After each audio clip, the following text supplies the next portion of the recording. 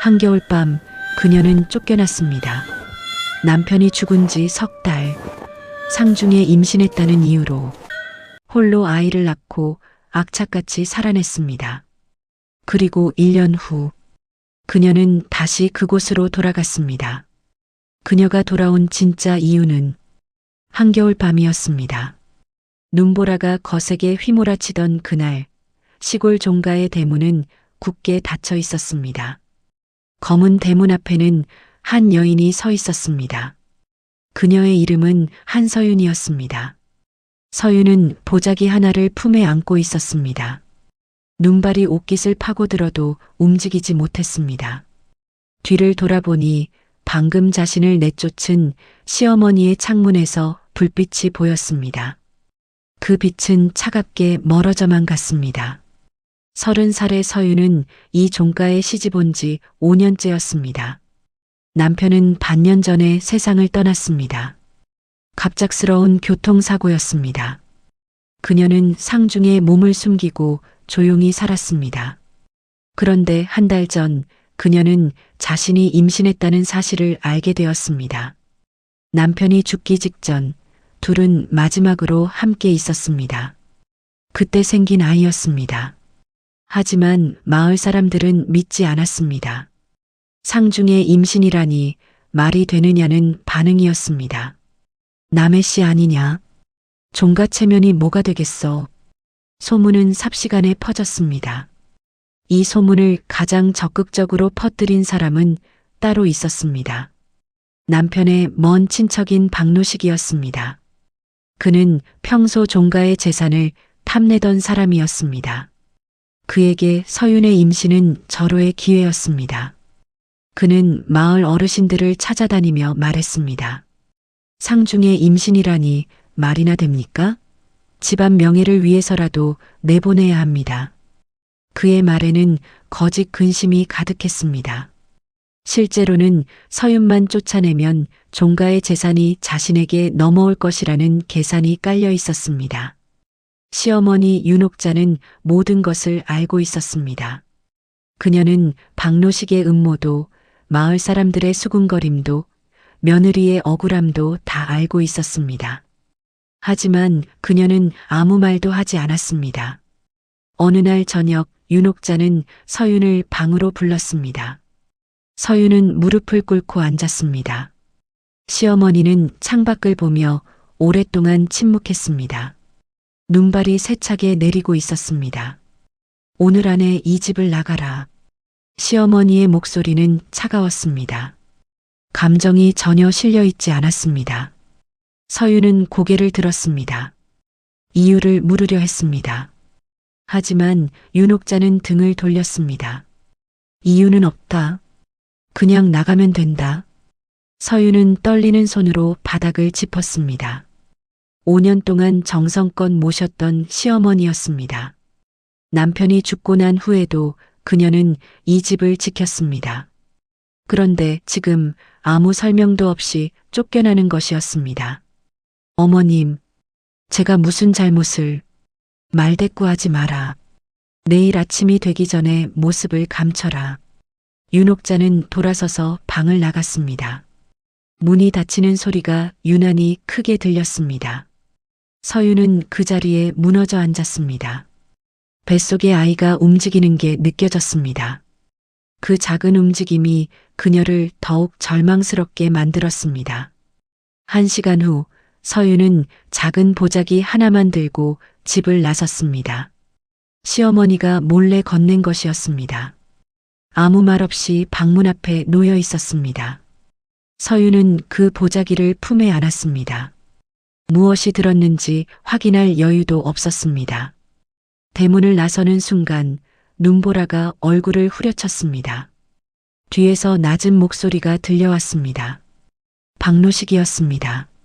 잘 가시오. 다시는 이 동네에 얼씬도 하지 마시오. 그의 입가에는 비웃음이 걸려 있었습니다. 서윤은 대답하지 않았습니다. 그저 눈보라 속으로 걸어갈 뿐이었습니다. 발자국은 금세 눈에 묻혔습니다. 멀어지는 종가의 불빛을 보며 서윤은 생각했습니다. 왜 이런 일이 자신에게 일어났는지, 무엇을 잘못했는지 알 수가 없었습니다. 다만 한 가지는 확실했습니다. 이제 돌아갈 곳이 없다는 것, 그리고 혼자가 아니라는 것. 뱃속의 아이가 다시 움직였습니다. 서유는 보자기를 더 꽉 안았습니다. 앞으로 무슨 일이 벌어질지 알 수 없었습니다. 다만 이 아이만은 지켜야 한다는 생각이 들었습니다. 눈보라는 밤새 계속되었습니다. 종가의 창문에서 윤옥자는 며느리가 사라지는 모습을 지켜보고 있었습니다. 그녀의 손은 창틀을 움켜쥐고 있었습니다. 손등에 핏줄이 붉어져 있었습니다. 미안하구나. 이것밖에는 방법이 없었다. 그녀의 목소리는 떨리고 있었습니다. 하지만 아무도 그 말을 듣지 못했습니다. 눈보라 소리만이 밤을 가득 채우고 있었습니다. 서유는 그날 밤 버스 정류장에서 밤을 샜습니다. 첫 차가 올 때까지 보자기를 안고 벤치에 웅크려 앉아 있었습니다. 새벽이 되자 눈이 그쳤습니다. 하얗게 덮인 세상이 낯설게 느껴졌습니다. 버스가 도착했습니다. 서유는 천천히 일어섰습니다. 뒤를 돌아보지 않았습니다. 앞만 보고 버스에 올랐습니다. 버스는 천천히 움직이기 시작했습니다. 그렇게 한서윤의 새로운 삶이 시작되었습니다. 이 이야기는 이제부터가 진짜 시작입니다. 버려진 여인의 복수가 아니라 한 어머니의 생존기가 펼쳐질 것입니다. 그리고 그 끝에는 예상치 못한 진실이 기다리고 있습니다. 서윤이 도착한 곳은 바닷가 소도시였습니다. 이름도 낯선 곳이었습니다. 버스에서 내렸을 때 짠바람이 얼굴을 스쳤습니다. 종가가 있던 상골과는 전혀 다른 공기였습니다. 첫날 밤 서윤은 여관을 찾아 헤맸습니다. 보자기 안에 든 돈으로 겨우 일주일치 방값을 낼 수 있었습니다. 좁은 방에 누워 천장을 바라봤습니다. 파도 소리가 끊임없이 들려왔습니다.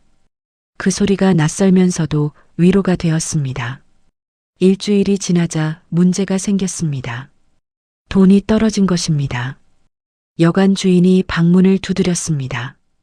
오늘까지 방값 내야 해요. 못 내면 나가야지. 서유는 고개를 숙였습니다. 죄송합니다. 조금만 기다려 주시면 일자리를 구하고 있어요. 그런 말 여기서 몇 번째 들어요?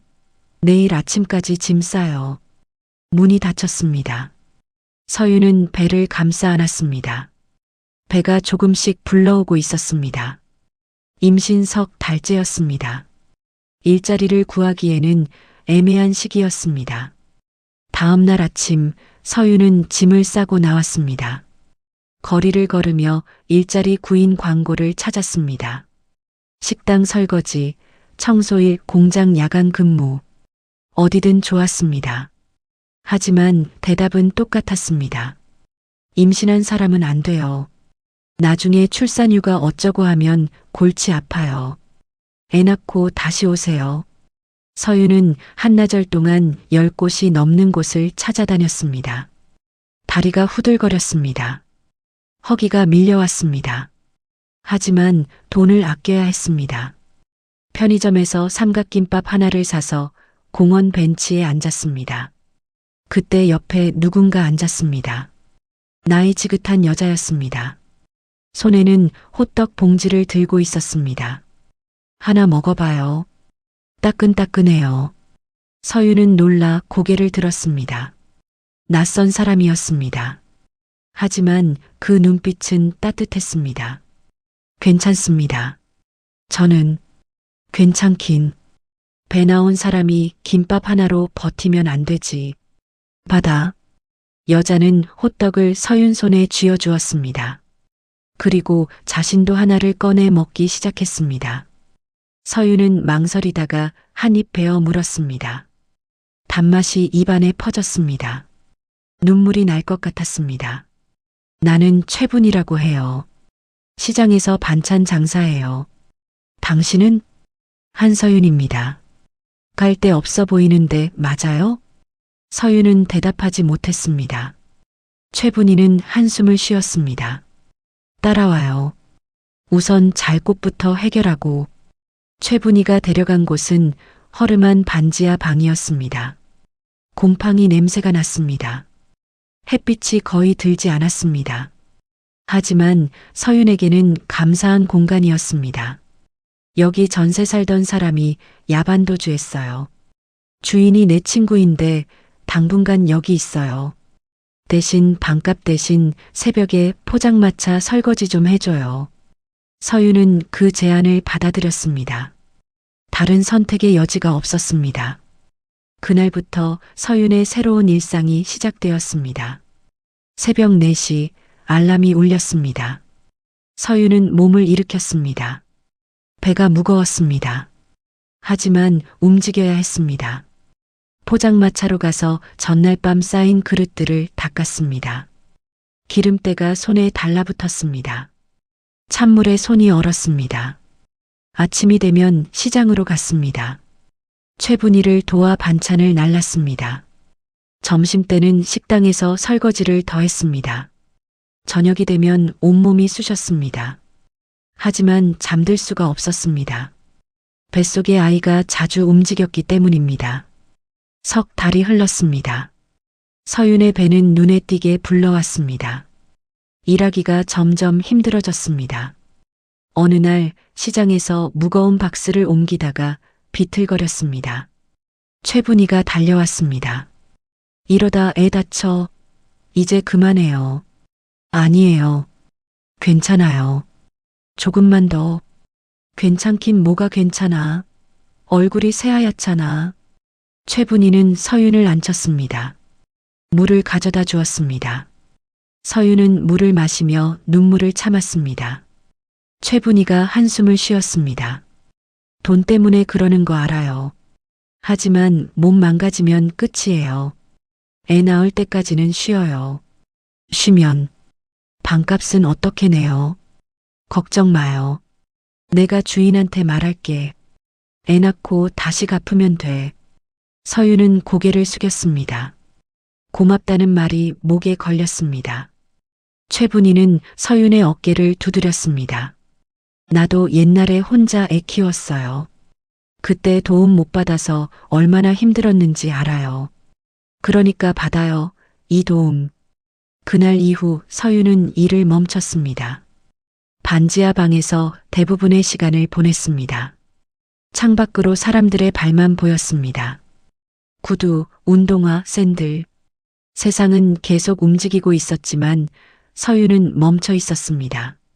어느 날 밤 갑자기 배가 아파왔습니다. 진통이 시작된 것입니다. 서윤은 최분희에게 전화했습니다. 최분희는 택시를 불러 병원으로 데려갔습니다. 새벽 4시 아이가 태어났습니다. 남자아이였습니다. 작고 빨간 얼굴로 울고 있었습니다. 간호사가 아이를 서윤에게 안겨주었습니다. 축하합니다. 건강한 아드님이에요. 서윤은 아이를 내려다봤습니다. 작은 손가락, 작은 발가락. 모든 것이 완벽했습니다. 눈물이 흘러내렸습니다. 이번에는 슬픔이 아니라 다른 감정이었습니다. 민재. 내 이름은 민재야. 서윤은 아이에게 속삭였습니다. 민재는 울음을 멈추고 눈을 떴습니다. 그 순간 서윤은 결심했습니다. 이 아이만은 반드시 지키겠다고. 어떤 일이 있어도 포기하지 않겠다고. 하지만 현실은 녹록지 않았습니다. 퇴원 후 일주일 민재가 갑자기 고열에 시달렸습니다. 밤새 울어댔습니다. 서윤은 물수건으로 아이의 이마를 식혔습니다. 병원에 가야 했지만 돈이 없었습니다. 새벽까지 아이를 안고 있었습니다. 민재의 체온이 조금씩 떨어졌습니다. 다행히 열이 내렸습니다. 하지만 서윤은 알았습니다. 이렇게는 안 된다는 것을, 무언가 바뀌어야 한다는 것을. 방 한구석에 놓인 보자기가 눈에 들어왔습니다. 시어머니가 건넨 그 보자기. 아직 한 번도 열어보지 않았습니다. 열고 싶지 않았습니다.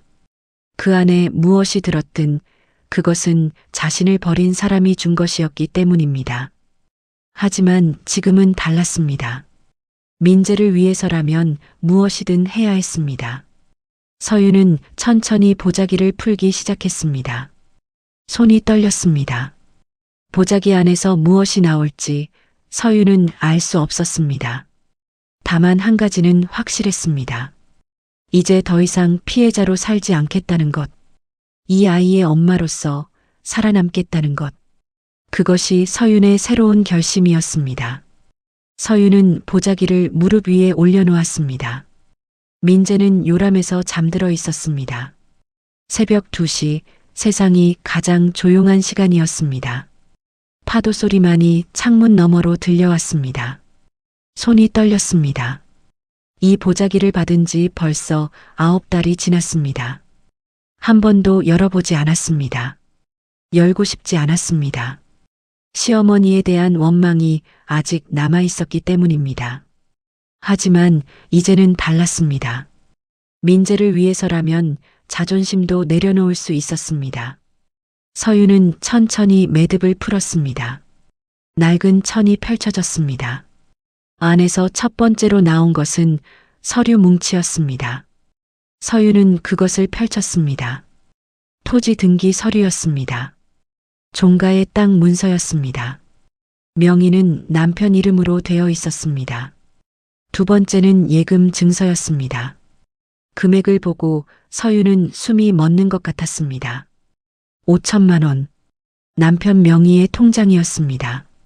그 밑에는 금가락지 2개가 들어 있었습니다. 마지막으로 나온 것은 편지였습니다. 시어머니 윤옥자의 손글씨였습니다. 서유는 편지를 펼쳤습니다. 손이 더욱 심하게 떨렸습니다.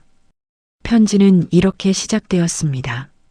서유나, 이 편지를 읽을 때쯤이면 내가 나를 얼마나 원망하고 있을지 안다. 하지만 들어다오. 너를 내쫓은 건 미움이 아니었다. 서유는 눈물을 닦으며 계속 읽었습니다. 내 남편이 죽고 나서 박노식이 움직이기 시작했다. 그는 종가의 재산을 노렸다. 친척들을 선동하고 마을 사람들에게 돈을 뿌렸다. 내가 임신했다는 소문이 퍼지자 그는 기회를 잡았다. 그는 나를 찾아왔다. 너를 내쫓으라고 협박했다. 안 그러면 종친회를 열어 너를 공개적으로 모욕하겠다고 했다.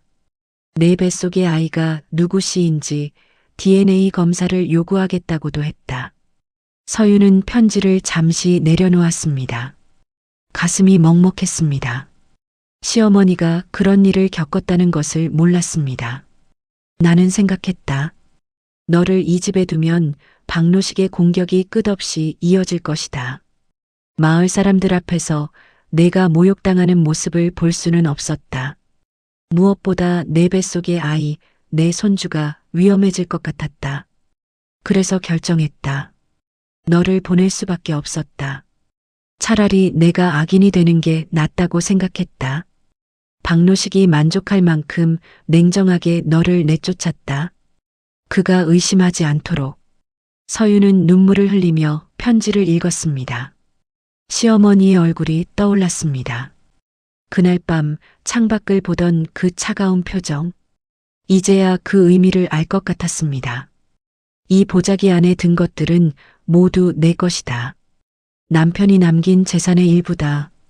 나머지는 박노식에게 빼앗기지 않도록 내가 지키고 있다. 때가 되면 돌려줄 것이다. 아이를 잘 키워라. 그 아이는 이 집의 정당한 상속자다. 언젠가 돌아올 날을 위해 이 서류들을 잘 보관해라. 그때가 되면 내가 모든 것을 증명할 것이다. 미안하다. 그리고 고맙다. 살아남아줘서. 편지는 거기서 끝났습니다. 서유는 편지를 가슴에 안았습니다. 눈물이 멈추지 않았습니다. 이제야 알았습니다. 시어머니는 자신을 버린 게 아니었다는 것을, 오히려 지켜주려 했다는 것을. 하지만 곧 다른 감정이 밀려왔습니다. 분노였습니다. 박노식? 그 이름이 머릿속에서 맴돌았습니다. 그가 모든 것의 시작이었습니다. 그가 없었다면 자신은 쫓겨나지 않았을 것입니다. 서윤은 서류들을 다시 펼쳤습니다. 꼼꼼히 살펴봤습니다. 남편의 재산 목록이 상세하게 적혀 있었습니다. 땅, 건물, 예금 모두 합하면 상당한 금액이었습니다. 그런데 한 가지 이상한 점이 있었습니다. 서류 날짜가 남편이 죽기 한 달 전이었습니다. 마치 남편이 무언가를 예상했던 것처럼 서윤은 불안해졌습니다. 다음 날 아침 서윤은 최분희를 찾아갔습니다. 최분희는 시장에서 반찬을 팔고 있었습니다. 서윤이 다가가자 반갑게 웃었습니다. 왔어? 민재는? 옆집 할머니가 봐주세요. 언니 저 상담 좀 하고 싶어요. 최분희는 서윤의 표정을 보고 심각함을 느꼈습니다. 잠시 가게를 닫고 둘은 근처 찻집으로 갔습니다. 서윤은 조심스럽게 이야기를 꺼냈습니다. 저 사실 시댁에 재산이 좀 있어요. 근데 친척이 가로챘어요. 최분희는 차를 내려놓았습니다. 증거는 있어? 네. 서류가 있어요. 근데 어떻게 해야 할지 모르겠어요. 최분희는 잠시 생각했습니다. 그리고 조심스럽게 입을 열었습니다. 내가 아는 변호사가 있어. 무료 상담해주는 사람이야. 한번 만나볼래? 정말요? 하지만 저 돈이 없어요. 상담은 공짜야. 일단 만나보고 판단해. 사흘 후 서윤은 변호사 사무실을 찾아갔습니다. 낡은 건물 3층이었습니다. 젊은 남자 변호사가 맞아주었습니다. 앉으세요. 최 선생님한테 얘기 들었어요. 서윤은 서류들을 꺼냈습니다. 변호사는 꼼꼼히 살펴봤습니다. 한참을 보더니 고개를 끄덕였습니다. 이거 승산 있어요. 하지만 쉽지는 않을 겁니다. 왜요? 상대가 이미 재산을 처분했을 수 있어요. 그리고 시골 종가는 관계가 복잡해요. 친척들이 단합하면 이기기 힘듭니다. 서윤의 얼굴이 어두워졌습니다. 변호사는 잠시 망설이다가 말을 이었습니다. 하지만 불가능한 건 아니에요. 준비만 잘하면 됩니다. 일단 아이 친자 확인부터 해야 해요. DNA 검사요. 그건 어떻게 하나요? 돌아가신 남편분의 유품이 필요해요. 머리카락이나 칫솔 같은 거요. 서윤은 고개를 저었습니다. 쫓겨날 때 아무것도 가져오지 못했습니다. 변호사는 한숨을 쉬었습니다. 그럼 시댁에 다시 가봐야 할 수도 있어요. 유품을 구해야 합니다. 서윤은 그 말에 몸이 굳었습니다.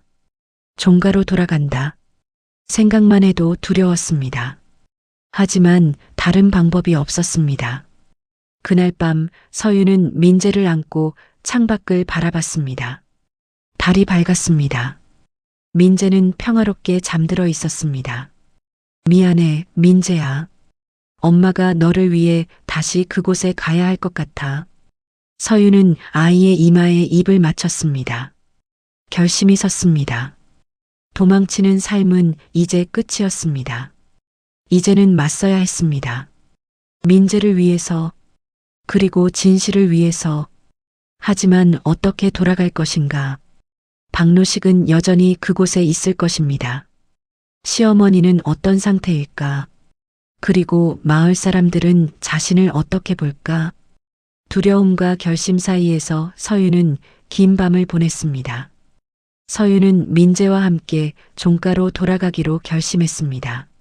하지만 바로 가지는 않았습니다. 준비가 필요했습니다. 변호사의 조언을 따라 하나씩 준비했습니다. 먼저 민재의 출생 신고를 했습니다. 아버지란에 남편의 이름을 올렸습니다. 그리고 호적 등본을 떼었습니다. 법적으로 민재가 종가의 상속자임을 증명하는 첫 단계였습니다. 최분희는 서윤을 도왔습니다. 민재를 봐주고 필요한 서류를 준비하는데 함께했습니다. 어느 날 저녁 최분희가 말했습니다. 잘 생각했어. 도망만 치면 평생 억울하게 살아. 무섭긴 해요. 박노식이 뭘 할지 모르겠어요. 무서워도 가야지. 민재 미래가 달렸잖아. 최분희의 말이 옳았습니다. 서유는 고개를 끄덕였습니다. 3달이 흘렀습니다. 민재는 100일이 지났습니다. 건강하게 자라고 있었습니다. 서유는 조금씩 힘을 되찾았습니다. 매일 아침 민재를 안고 바닷가를 걸었습니다. 파도를 보며 마음을 다잡았습니다. 그러던 어느 날 변호사에게서 연락이 왔습니다. 한 가지 방법을 찾았어요. 시어머님을 직접 만나는 겁니다. 어머님을요? 네. 어머님이 증인이 되어주시면 모든 게 쉬워져요. 친자 확인도 재산 분쟁도요. 서유는 망설였습니다. 시어머니를 만난다는 것. 그것은 곧 과거와 마주한다는 뜻이었습니다. 어머님이 저를 만나주실까요? 편지를 보냈잖아요. 분명 기다리고 계실 겁니다.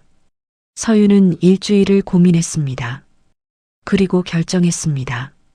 가기로, 시어머니를 만나기로. 출발 전날 밤 서유는 민재에게 말했습니다.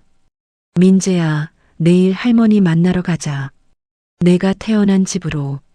민재는 웃으며 손을 흔들었습니다. 그 모습에 서유는 용기를 얻었습니다. 다음 날 서유는 민재를 안고 버스에 올랐습니다. 1년 만에 귀향이었습니다. 버스는 천천히 산길로 접어들었습니다. 창밖으로 익숙한 풍경이 펼쳐졌습니다. 종가에 도착한 것은 오후 3시였습니다. 대문은 여전히 검은색이었습니다. 서유는 숨을 깊이 들이쉬었습니다. 그리고 초인종을 눌렀습니다. 문이 열렸습니다.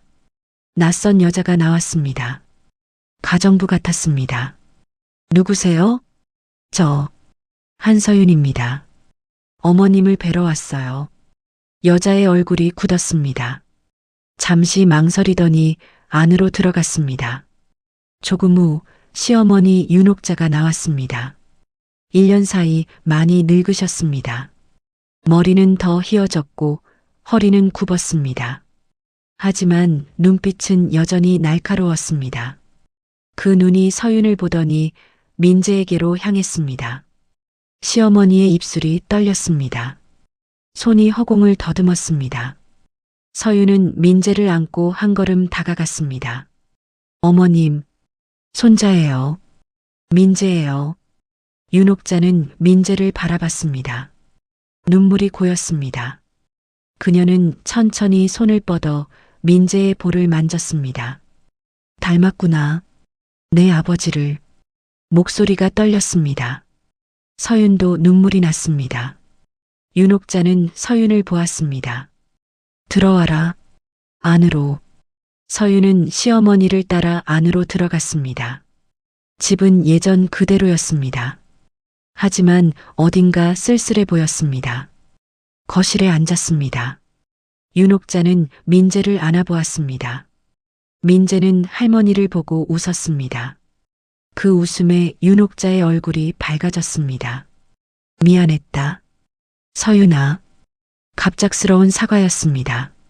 서윤은 고개를 들었습니다. 아니에요. 어머님, 편지 읽었어요. 다 이해했어요. 그래도 미안하다. 차라리 내가 박노식과 싸웠어야 했는데. 겁이 났다. 너까지 잃을까봐. 윤옥자는 민재를 꼭 안았습니다. 서윤은 시어머니의 손을 잡았습니다. 저도 이해 못해서 죄송해요. 어머님이 왜 그러셨는지 몰랐어요. 이제 알았으니 됐다. 그리고 고맙다. 민재를 잘 키워줘서. 두 사람은 한참을 말없이 앉아 있었습니다. 민재가 그 사이에서 웃고 있었습니다. 집안에 온기가 돌았습니다. 그날 저녁 윤옥자는 서윤에게 모든 것을 말했습니다. 박노식이 어떻게 재산을 노렸는지, 종친들을 어떻게 매수했는지, 그리고 자신이 어떻게 재산을 지켜왔는지. 박노식은 아직 포기하지 않았다. 하지만 이제 우리에게 무기가 생겼다. 민재가 있고 내가 돌아왔다. 어머님, 법적으로 대응하려고 해요. 변호사와 상담했어요. 윤옥자는 고개를 끄덕였습니다. 잘했다. 나도 도울게. 증인도 서고 필요한 거 다 줄게. 정말요? 그럼. 이제 우리가 함께니까. 서유는 눈물을 흘렸습니다. 이번에는 슬픔이 아니었습니다. 안도였습니다. 더 이상 혼자가 아니라는 안도. 그날 밤 서유는 자신이 쓰던 방에서 잤습니다. 민재는 할머니 방에서 재웠습니다. 윤옥자가 손주를 안고 자고 싶다고 했습니다. 서유는 이불을 덮으며 생각했습니다. 1년 전 이 방을 떠날 때는 절망뿐이었습니다. 하지만 지금은 달랐습니다. 희망이 보였습니다. 창밖으로 달빛이 비쳤습니다. 서유는 창을 열었습니다. 시원한 바람이 들어왔습니다. 멀리서 개 짖는 소리가 들렸습니다. 이제 진짜 싸움이 시작될 것입니다. 박노식과의 대결. 하지만 서유는 두렵지 않았습니다. 시어머니가 함께하고 민재가 있고 진실이 있었으니까요. 다음 날 아침 윤옥자는 변호사에게 전화했습니다. 모든 서류를 준비하겠다고 증인으로 서겠다고 말했습니다. 서유는 그 모습을 보며 확신했습니다. 이제 모든 것이 달라질 거라고, 마침내 정의가 돌아올 거라고. 석 달이 흘렀습니다. 봄이 왔습니다. 종가의 마당에는 매화가 피어났습니다. 서유는 민재를 안고 꽃을 보여주었습니다. 민재는 작은 손으로 꽃잎을 만지려 했습니다. 그 사이 많은 것이 변했습니다. 변호사는 모든 서류를 정리했습니다. 윤옥자는 증인으로 진술서를 작성했습니다. 민재의 친자 확인도 완료되었습니다. 남편의 유품에서 찾은 머리카락으로 검사를 했습니다. 결과는 명확했습니다. 민재는 종가의 적법한 상속자였습니다. 박노식은 여전히 종가를 차지하고 있었습니다. 종친의 대표를 자처하며 재산을 관리한다고 했습니다. 하지만 실상은 달랐습니다. 그는 땅을 팔고 예금을 인출하고 있었습니다. 변호사는 증거를 모았습니다. 위조된 서류, 불법 처분 기록, 횡령 내역. 하나씩 드러났습니다. 마침내 종친회가 열리는 날이 왔습니다. 박노식이 주관하는 정기 모임이었습니다. 그는 이번에도 종가 대표로 행세할 계획이었습니다. 종가 마당에 친척들이 모였습니다. 20명이 넘었습니다. 박노식은 상석에 앉아 있었습니다. 만족스러운 표정이었습니다. 그때 대문이 열렸습니다. 서윤이 민재를 안고 들어왔습니다. 그 뒤로 윤옥자가 따라왔습니다. 시어머니는 지팡이를 짚고 있었지만 걸음은 단호했습니다. 마당이 순식간에 조용해졌습니다. 모두가 서윤을 바라봤습니다. 박노식의 얼굴이 굳었습니다. 뭐야? 왜 여기 있어? 박노식이 일어섰습니다. 당황한 기색이 역력했습니다. 윤옥자가 앞으로 나섰습니다. 내가 불렀다. 서윤이는 내 며느리고 이 아이는 내 손주다. 친척들이 술렁였습니다. 누군가 물었습니다. 형님, 1년 전에 내쫓지 않으셨습니까? 그건 이유가 있었다. 이제 그 이유를 말하겠다. 윤옥자는 천천히 말했습니다. 박노식의 협박, 친척들의 회유, 마을의 압력, 모두 밝혔습니다.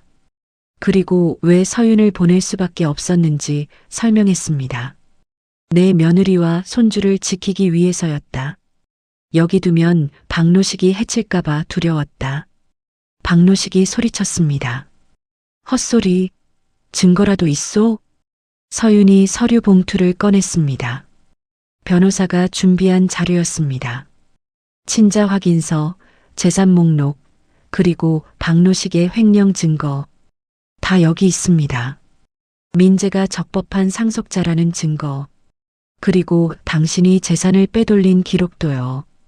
서윤의 목소리는 떨리지 않았습니다. 1년 전과는 달랐습니다. 이제 그녀는 도망치는 며느리가 아니었습니다. 아이의 엄마였고 정당한 권리를 찾는 사람이었습니다. 친척들이 서류를 돌려봤습니다. 얼굴들이 굳어졌습니다. 박노식이 빼돌린 금액이 상당했습니다. 누군가 한숨을 쉬었습니다. 이게 사실이면 큰일인데. 박노식은 변명하려 했습니다. 하지만 말문이 막혔습니다. 증거가 너무 명확했습니다. 그는 뒷걸음질 쳤습니다. 윤옥자가 말했습니다. 오늘부로 종친의 대표는 사임해라. 그리고 빼돌린 재산 전부 돌려놔라. 안 그러면 고소할 것이다. 박노식은 아무 말도 못했습니다. 친척들의 시선이 차갑게 변했습니다. 그는 결국 고개를 숙였습니다. 알았소. 돌려주겠소. 그의 목소리는 작았습니다. 1년 동안의 횡포가 한순간에 무너졌습니다. 서윤은 민재를 안고 박노식을 보았습니다. 미움보다는 안도가 컸습니다. 종친회는 그렇게 끝났습니다. 친척들은 서윤과 민재에게 사과했습니다. 오해했다고 몰랐다고. 서윤은 고개를 끄덕였습니다. 이제 그들도 진실을 알았으니까요. 그날 저녁 종가는 오랜만에 평화로웠습니다. 거실에는 세 사람만 남았습니다. 윤옥자, 서윤, 그리고 민재. 윤옥자가 밥상을 차렸습니다. 된장찌개 냄새가 집안을 채웠습니다. 서윤은 그 냄새를 맡으며 눈시울이 뜨거워졌습니다. 5년 전 처음 이 집에 왔을 때도 이 냄새였습니다. 앉아. 밥 먹자. 윤옥자의 목소리는 부드러웠습니다. 서윤은 민재를 무릎에 앉히고 자리에 앉았습니다. 시어머니는 서윤의 그릇에 밥을 푸지게 담았습니다. 많이 먹어라. 민재 키우느라 고생했지. 고맙습니다, 어머님. 세 사람은 조용히 밥을 먹었습니다. 민재는 할머니가 주는 밥알을 손으로 집어 먹었습니다. 윤옥자는 손주를 보며 웃었습니다. 민재야, 할머니가 많이 사랑한다. 민재는 웃으며 할머니를 보았습니다. 윤옥자는 손주의 머리를 쓰다듬었습니다. 서윤은 그 모습을 보며 생각했습니다. 1년 전에는 상상도 못했던 풍경이라고. 밥을 다 먹고 설거지를 했습니다. 윤옥자는 민재를 안고 거실로 갔습니다. 서윤은 그릇을 닦으며 창밖을 바라봤습니다. 매화가 바람에 흔들리고 있었습니다. 하얀 꽃잎이 떨어졌습니다. 봄은 이렇게 왔습니다. 추운 겨울이 지나고 눈보라가 멈추고 꽃이 피었습니다. 서윤도 그랬습니다. 쫓겨나고 떠돌고 고생했습니다. 하지만 포기하지 않았습니다. 민재를 위해 그리고 자신을 위해 버텼습니다. 그리고 이제 돌아왔습니다. 집으로, 가족에게. 거실에서 윤옥자의 목소리가 들렸습니다. 서윤아, 차 마실래? 네, 어머님. 지금 갈게요. 서윤은 설거지를 마치고 거실로 갔습니다. 시어머니는 차를 따르고 있었습니다. 민재는 이불 위에서 장난감을 만지고 있었습니다. 서윤은 차를 받아 마셨습니다. 따뜻했습니다. 윤옥자가 조용히 말했습니다. 앞으로 이 집은 내 집이다. 민재 집이고 우리 함께 살자. 서윤은 눈물을 닦았습니다. 고맙다는 말이 목에 걸렸습니다. 대신 고개를 끄덕였습니다. 네, 어머님. 함께 살겠습니다. 두 사람은 차를 마시며 창밖을 바라봤습니다. 밤이 깊어가고 있었습니다. 하지만 두렵지 않았습니다. 이제 함께니까요. 민재는 할머니와 엄마 사이에서 웃고 있었습니다. 그 웃음소리가 집안을 채웠습니다. 사랑은 때로 가장 잔인한 얼굴로 자신을 숨깁니다. 윤옥자가 서윤을 내쫓은 것처럼. 하지만 진실은 끝내 돌아옵니다. 시간이 걸려도 고통이 따라도 결국 빛을 봅니다. 그리고 가족이란 그런 것입니다. 헤어져도 오해해도 결국 다시 만나는 것. 서윤과 윤옥자처럼 민재가 두 사람을 이어주었듯이 이제 이들에게는 새로운 시작이 기다리고 있습니다. 함께 만들어갈 미래가